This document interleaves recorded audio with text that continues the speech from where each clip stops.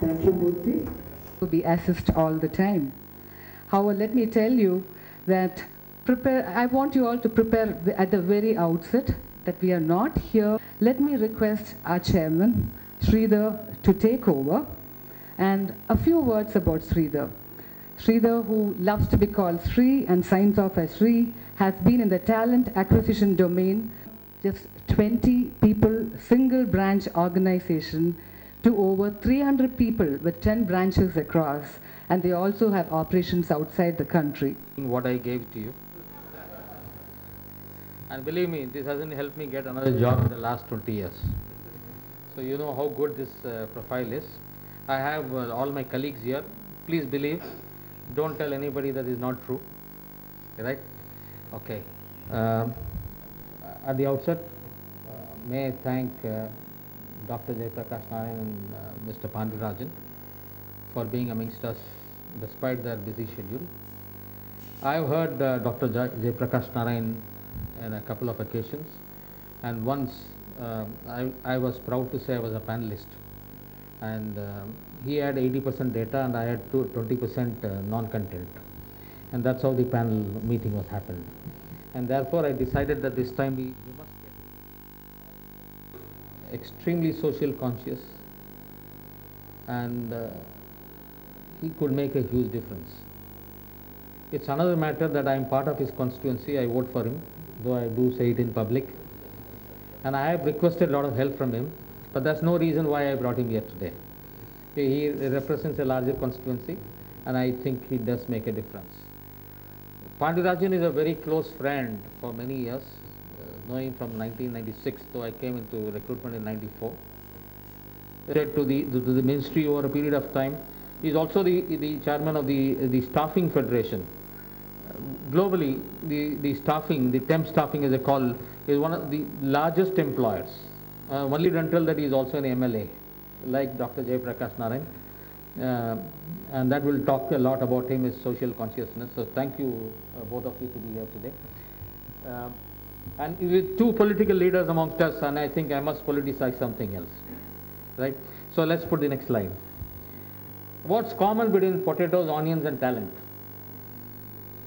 Can anybody guess? Okay. Sorry? You can chop it? Yeah, that's, I didn't think of it. Here to introduce our chief guest, Dr. Jayaprakash Narayan. Of course, many of you know about him. I will be giving you a few details of his biodata. You know, we all love biodatas. Dr. Jayaprakash Narayan is a physician by training, a bureaucrat by choice, and a democrat by conviction. He is currently the leading member of AP Assembly and the president of Lok Sabha Party. After finishing his MBBS, he topped the civil services examinations and opted for IAS, and had a distinguished 16 years of service in the state government of AP in various capacities. Here are a few of his accomplishments, what we call proven track record in our industry. As Joint Collector, he quickly got trained and rehabilitated about 8,000 youth from the displaced families of Vizag Steel Plant. As Collector of Prakasam District, he mobilized the farmers to start minor irrigation projects, which resulted in a record 2 lakh acres coming into irrigation, benefiting 1 lakh farmers at just cost of 2,000 rupees per acre. This feat has not been matched by anyone so far. And as a Collector of East Godavari District, he spearheaded the reconstruction of the drainage and irrigation network of Krishna and Godavari deltas. He also has the distinction of serving as the Secretary to both Governor and Chief Minister of AP. He was involved in many policy initiatives like empowerment of parents in schools, speedy justice through rural courts, and the much appreciated law for self-reliant cooperatives. And perhaps many of you might not know about it, he was instrumental in the development of InfoCity in Hyderabad in the early 80s. In fact, he was felicitated by HISIA, Hyderabad Software Exporters Association, for his contribution of the IT growth in AP. And he was given many awards like Rotary Manav Seva Award, Yudhveer Memorial Award, Dr. Pinnamneem Sita Devi Foundation Award, Bharat Tasmita Janajagran Shrestha, Dr. Rustum D. Ranji Rotary Award, apart from many others. He firmly believed that what we need in India today is not the periodical change of players, but a change in the rules of the game. To achieve that, he resigned from IAS, and with like-minded people, he started Lok Satta, which quickly emerged as the leading civil society known for its initiative for reforms in electoral reforms as well as governance reforms. His landmark contributions are in lawmaking, constituency development, and citizen-centric governance.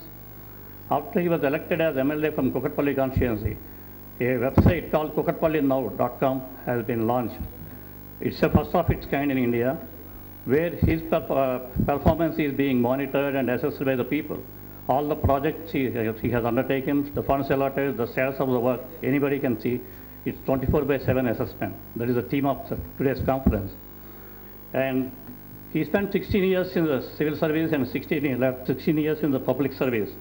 He must have had occasion to assess literally thousands of people. All of you would agree, starting a political party from scratch, building up the organization structure, and contesting from all the constituencies, and request, assessing thousands of people for various positions. So we feel he is the right person to talk about assessment, about today's theme. And in a recent interview, Dr. JP, who is known popularly as Dr. JP, he said, getting leaders of quality and stature is very difficult. So that is a very reason for the existence of our industry. We do provide that rare breed of talent. And above all, he is a great orator. Few speakers need a captive audience. Dr. JP can captivate the audience. I now welcome Dr. JP to give us his address. Thank you. Because I have a very severe cold and sore throat, so you forgive me if I am somewhat brief. And if there is time, I'll try and make it up in the form of some question-answer session interaction rather than a long speech. I noticed that the organizers allotted an hour for this interaction. I don't think an hour's lecture is required for you because it will be preaching to the converted. Let me just share a few perspectives which most of you know, but from the point of view of nation building, let me put things in perspective. When I look at issues related to talent and recruitment in this country, I'm often reminded of Coleridge's poem, I don't know if you recall, Ancient Mariner, in which there's an immortal line, water, water everywhere, but not a drop to drink. On the one hand, we claim that we are the repository of the world's second or third largest technological manpower pool. And Mr. Sridhar talked about engineering schools and medical schools and institutions of higher learning, and you have statistics galore. On the other hand, to find people of quality at any point of time, anywhere in the country, to be able to lead in the public domain or in the private domain is exceedingly difficult. Our planners, our economists, our thinkers, our leaders, they keep telling us that we have huge demographic dividend. True. Among large economies, we probably have the highest proportion of young people in the world. True. On paper, among large economies, we probably produce among the largest number of university graduates. But the reality is pretty uncomfortable. The demographic dividend that we keep talking about can easily turn into a demographic nightmare. I have been arguing from various fora, including the National Advisory Council, the Administrative Reforms Commission, and wherever there is an opportunity, that unless we build the human capabilities in this country to match the requirements of the 21st century, we'll be in deep trouble. I have been arguing with the Prime Minister himself for years about the need to really accelerate this process, and I was gratified some years ago when, on the 15th of August, from the ramparts of Red Fort, he announced this National Skill Development Mission. But as many government programs do go, things are not happening as fast and as well as they should, but I think some good beginning is made here and there. It bothers me a great deal that we have so many engineering schools. As Mr. Pandirajan was mentioning, Tamil Nadu and Andhra Pradesh probably top the number of schools in the country. In Andhra Pradesh alone, there are about 250 to 275,000 admissions annually. Your number is very dated because almost every week in Andhra Pradesh the number is going up. Now I think we have 720 or maybe 820. I'm a little confused about that number. Yeah, he knows better. engineering schools in Andhra Pradesh alone. The number keeps going up practically every week. And you have a classic situation. You have a mechanical engineer who goes home during vacation or something, and the father says, look, bete, we bought a new car, but there seems to be some problem. Will you just check and see whether it's okay? What does this kid do? He takes the car to the nearest mechanic. Now, who is this mechanic? An illiterate fellow who is trained with another mechanic who is illiterate. And this is not an exception. This is the norm in this country. Only in India can you have a mechanical engineer who doesn't know how to open the hood of a car and check what's happening. Only in India you have an MBBS graduate, and I'm a medical doctor, I should know what I'm speaking about. I'm also the author of the National Health Mission, which eventually led to the National Rural Health Mission, and hopefully this year onwards the National Urban Health Mission, so I know what I'm speaking with some authority. Only in India we have a medical doctor who doesn't know how to examine a patient without some expensive, sophisticated investigative tools, and of course even after that they think of the most unusual and dangerous things rather than the simple and common things. As the dictum goes in medical science, an uncommon diagnosis is uncommonly right. And we forget the simple things. And we can go on and on. I do not know if you all heard of a survey called PISA survey. Anybody heard of PISA? You have. Not many. But a lot more should hear about it, particularly in your field. Can you all see this? I'm sorry, the lighting is probably not adequate, but this is a rectangle of a base 10 units, 10 centimeters, inches, whatever you want, meters, and height 6 units. And here, a step ladder, the same thing as steps, again base 10 and height 6. I think that picture shows better, but in the form of steps. The third one, you see a parallelogram of base 10 and height 6. I'm sorry for asking this question, but I cannot resist the temptation. Could you tell me which one has the longest perimeter? If you go around that figure, the middle one, the steps. How many opt for the second one? Please raise your hands. How many opt for the first one? How many opt for the third one? How many say all are equal? Okay. The reason why I asked this question is, this is one of the questions asked in PISA survey. I'll tell you a little bit about the survey a little later. Now, if you notice, if this is 10, the base is 10, height is 6, what is the perimeter? 32 units. All right. Here the base is 10. Please check carefully the limbs that are going up. What is the total height? And similarly the ones that are going down, 6. And please see the parallel ones, 10.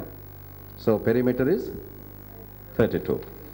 And here the height is 6, but this limb is slant.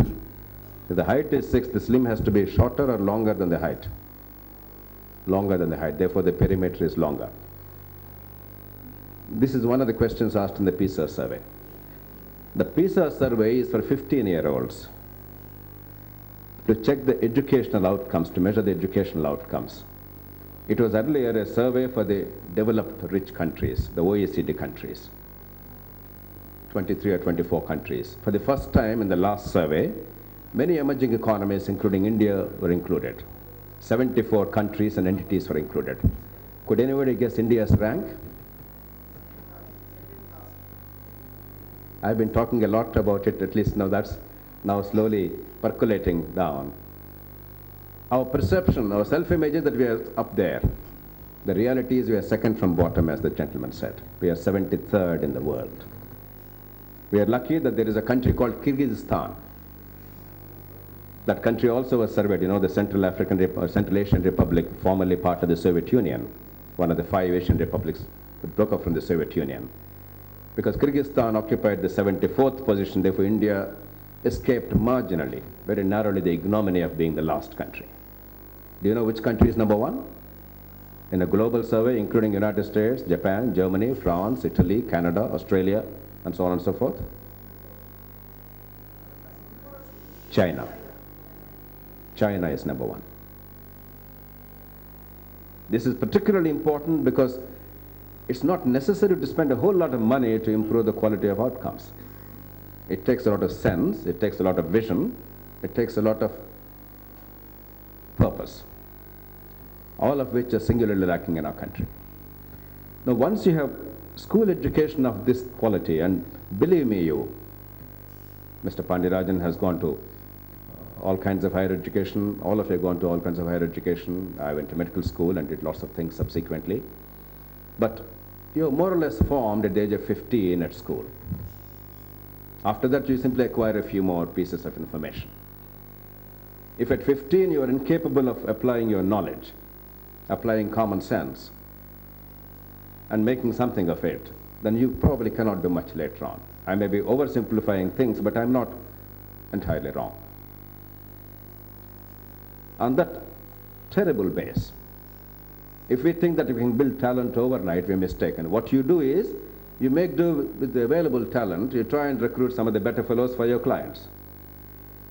But that's not really necessarily solving the problem of India, because what we require are many large number of people in any sector, from traffic management to road construction to power plant management to manufacturing commodities to anything. Unless you have quality everywhere, we are in trouble as a country.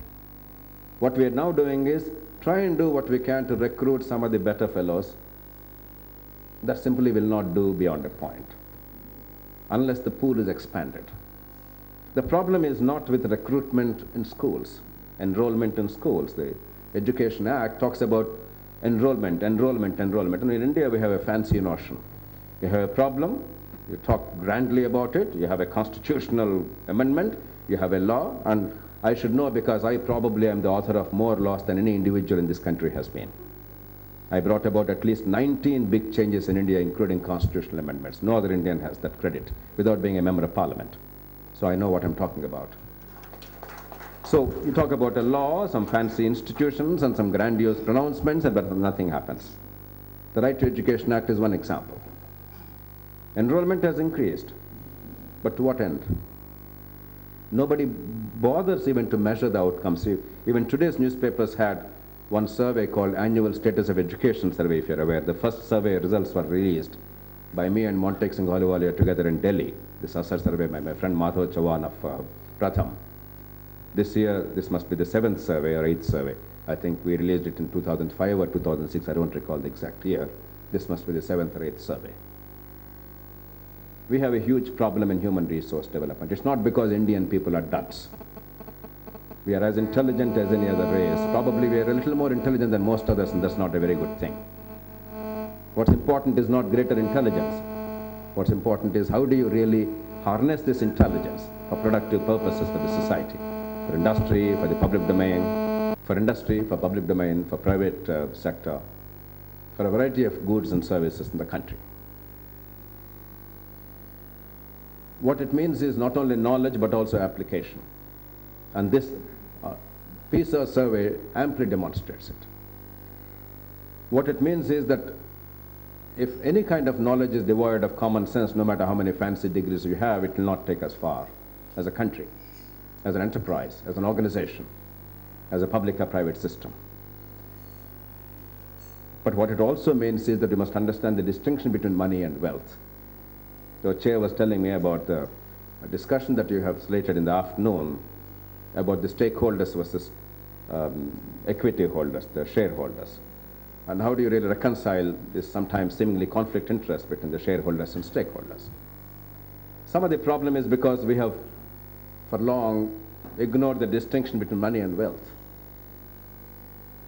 Money is not wealth, and wealth is not necessarily money, though wealth is often translated into money. Essentially, wealth is about production of goods and services to meet the felt needs of the community. Sometimes the needs may not even be felt needs. If the needs are felt needs, Mr. Pandirajan and I and many others don't have to go through this kind of struggle that we are going through in order to improve the public life of this country. Because there's a desperate need, but it's not a felt need yet. And therefore, people who are far-sighted, who see the kind of damage done in this country because of inadequate recruitment in public domain, we struggle hard against the tide and pay the price in the short term at least, in the hope that eventually the nation realizes what's necessary for itself. But ultimately, all wealth creation is about production of those goods and services, whether it's a teacher or a medical worker or a manufacturer of goods and goods, or a law enforcer or a crime investigator or a prosecutor or a public policy maker or a public administrator or a legislator. I'm afraid in this country we simply do not have that capacity. We have people aspiring for these positions without the capacity to deliver. And I may sound very harsh. I'm deliberately taking a harsh tone because we have to accept the reality. We have to understand the reality if we want to change it. If we pretend that everything is honky-dory as a society, then we can never overcome the reality. Of course, some of us will have the better pickings as the first movers, as people who try and make the most of it. But as a society, we'll continue to underperform. If you ask Mr. Pandirajan, I'm sure the reply would be exactly the same as any legislator in the country. To take this sector, this segment of people, legislators, legislation is no longer the purpose of legislators. It may sound counterintuitive and contradictory, but it's true. In India, the legislatures have almost nothing to do with legislation. And the fellows who made it their business to deal with legislation know nothing about legislation either. Even the quality of drafting of a legislation, the purpose and intent of it, the way the laws are made, and of course the way the rules are made, the way the laws are executed, implemented, is a disgrace to a sane society. Just to give one example. And yet, the phenomenal demand for the legislative office, as reflected in the number of people who flock to party offices to get elected, and more importantly, as reflected by the amount of money spent in states like Tamil Nadu and Andhra Pradesh and Karnataka to get elected, 5 to 10 crores per legislative office per candidate in a constituency for the state assembly in AP, Karnataka, Tamil Nadu on an average. Just a few days ago, I was in Pune, in the outskirts of Pune. I went to a village in Pimpri-Chinwar area, and I was told 95 crores were spent by one candidate to become the mayor or municipal chairman of that municipality, Pimpri-Chinwar outskirts of Pune, because land values are shot up. Therefore, in order to have a shot at controlling those lands, 95 crores was deemed by somebody as a worthwhile investment.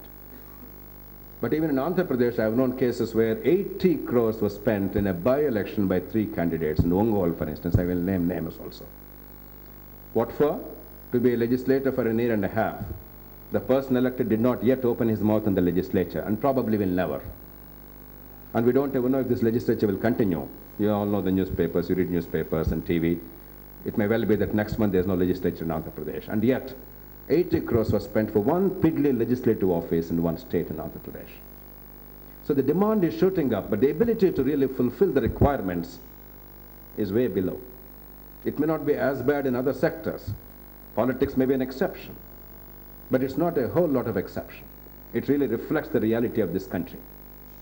When ambitions are not matched by ability, we have a tragedy in the making. We have a national tragedy in the making because the nation's ambitions are not matched by nation's ability. The society's ambitions are not matched by society's ability.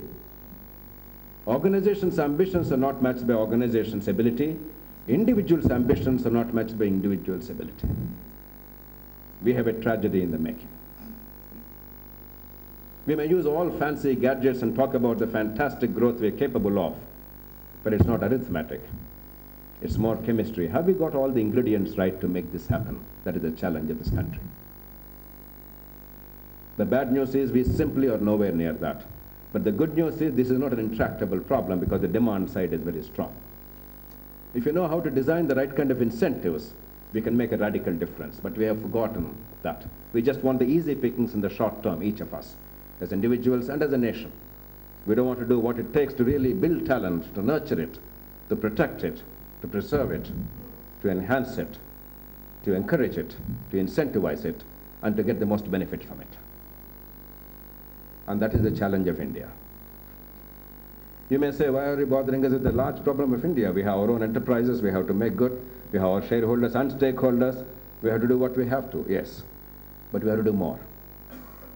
Otherwise, we'll continue to languish in the situation of water, water everywhere, but not a drop to drink.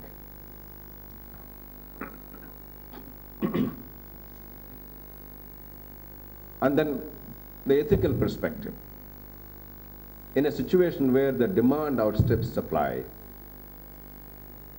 the employee, the talented people, the enterprises, the producers of goods and services of some quality, they now have an increasingly radical monopoly.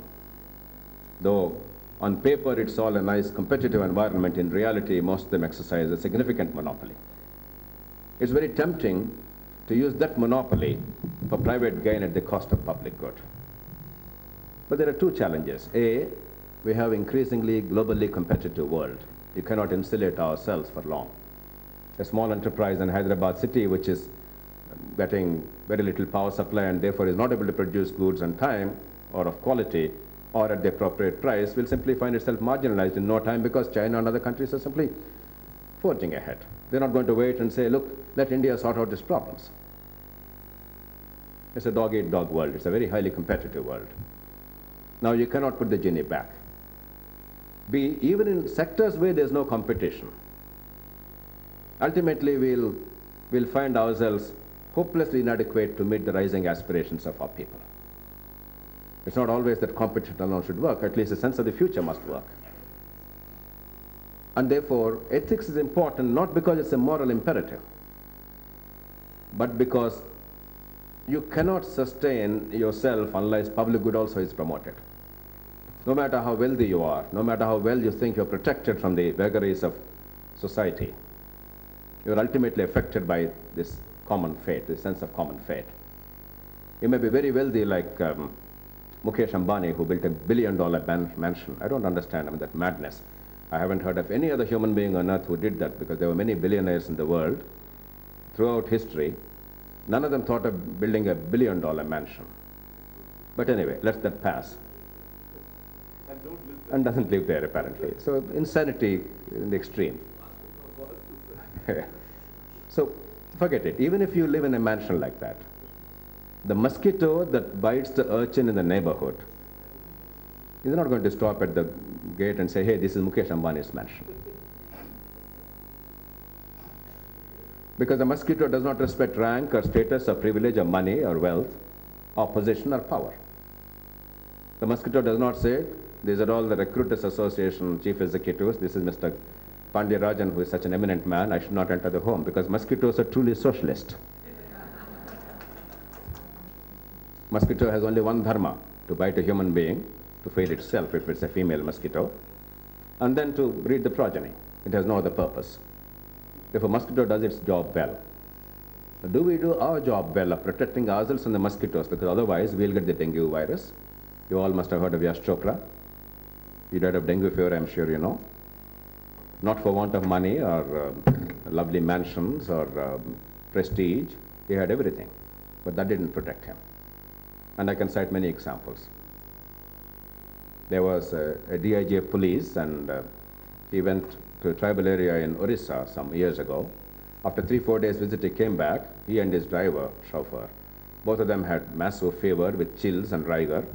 You don't require to be doctors to be told what is the diagnosis. Common sense tells you, but then common sense is not a common commodity in this country. And therefore the driver, being an ordinary mortal, was treated for malaria. The DIG, being a VIP, they wanted to investigate him. And unfortunately, if you find malarial parasite in the blood smear, it is confirmatory, but if you don't find it, it does not exclude malaria. And the doctors miss that simple thing. Though there is a simple, effective, inexpensive treatment available, the DIG was not given that treatment, and by the time they airlifted him to Calcutta, he went into cerebral malaria and he died en route. A real life story. We desperately need to improve this in order to ensure our physical survival, our well-being as families, apart from well-being as a society and country and economic growth and our aspirations and our job creation, etc. The demand side is strong, but the supply side is terribly weak. And unless we do something quickly and do it ethically, do it by improving the lot of everybody, not merely giving a few the opportunities, because that will simply not do. It's not enough. It will also lead to more jealousies and more violence on the street and more bloodshed and more pettiness. Right now you see it in many parts of India. You see it in Andhra Pradesh, between Andhra and Telangana. You see it between Hindu and Muslim. You see it between this community and that community. You see it everywhere in the country.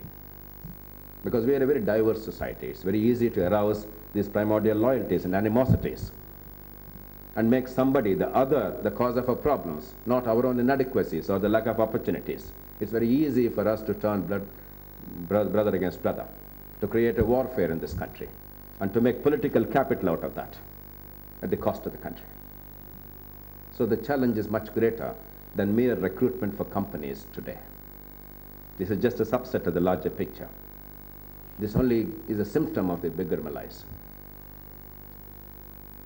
Once recruited, I would only make a couple of points post-recruitment and then make a few comments about the work that Mr. Pandirajan and I are trying to do across the country, how this is linked to your work. All right, you recruit them. The Indian Administrative Service and the Indian Police Service, others, they recruit some of the finest talent in the country. There's no problem in recruitment. 200,000 people appear, only about 100 or 60 or so get selected to the IAS, and maybe another 50 or 60 to the IPS. What is happening? In 10 years, we make monkeys out of them. So recruitment is one problem. Then what do? Are we nurturing talent? Are we getting something out of it? This is not something I'm saying this in this private gathering, but I said this in a very public gathering some months ago when I was invited by the Government of India to talk to the CMOs civil servants in the country, because I was a member of the Administrative Reforms Commission. And I recommended far-reaching changes in the recruitment and, more important, post-recruitment policies in dealing with